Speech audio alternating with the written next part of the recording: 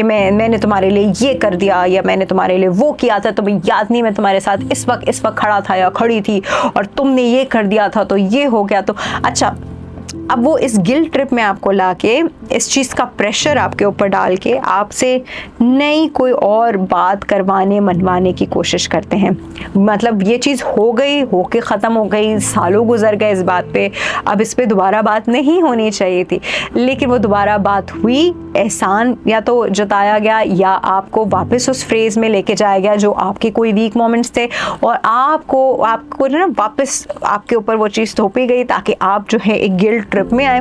Guilt पे आप आ गए, आपको अपनी पुरानी कोई बात इस तरह से याद आ गई जो कि हो के ख़त्म हो गई, लेकिन वो आपको दोबारा उस फेज में लाए अपनी नई बात मनवाने के लिए। सो दे यूज़ दीज मैनिपुलेटिव टेक्निक्स ताकि आपसे अपना कोई काम या अपनी कोई बात वो करवा लें, मनवा लें। ठीक है, एक और बहुत प्रोमिनेंट तरीका इनका ये होता है कि ये जो है वो सिंपैथी हासिल करते हैं। कैसे हासिल करते हैं?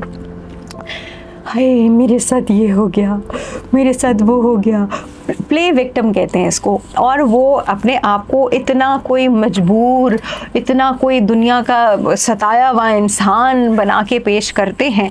अब आप ऑब्वियसली हर इंसान ऐसे लोगों से एक एम्पैथी तो रखता है कि हाँ चलो उसके साथ बुरा हुआ, अल्लाह इसके साथ ठीक करे या कुछ मैं कर सकता हूँ। सिंपैथी में वो आपको लेके जाते हैं जहाँ आप कुछ सब कुछ छोड़ के आप उस पर निछावर होने की कोशिश कर रहे होते हैं, क्योंकि वो आपको इतना उस फ्रेम में ले आते हैं कि दुनिया के सबसे मजलूम इंसान है वो।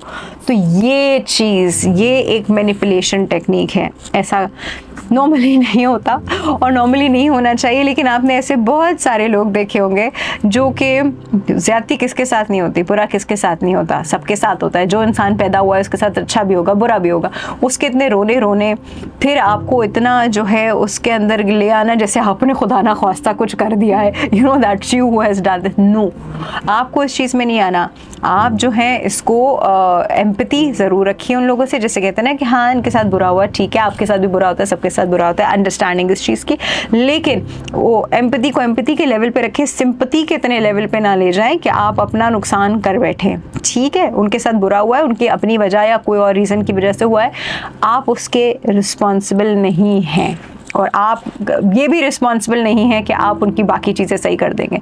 ये मैनिपुलेशन है, दिस इज़ मैनिपुलेशन। ऐसी बहुत सारी टेक्निक्स जो है एक मैनिपुलेटिव इंसान जो है वो आपके ऊपर इस्तेमाल करता है। बहुत ही प्रोमिनेंट एक और टेक्निक है, वो है, इसको कहते हैं फाइनेंशियल अब्यूज़। फाइनेंशियल अब्यूज़ क्या चीज़ है? अगर आप उसके ऊपर किसी भी हिसाब से पैसे पे डिपेंडेंट है तो वो पैसा रोक लेगा।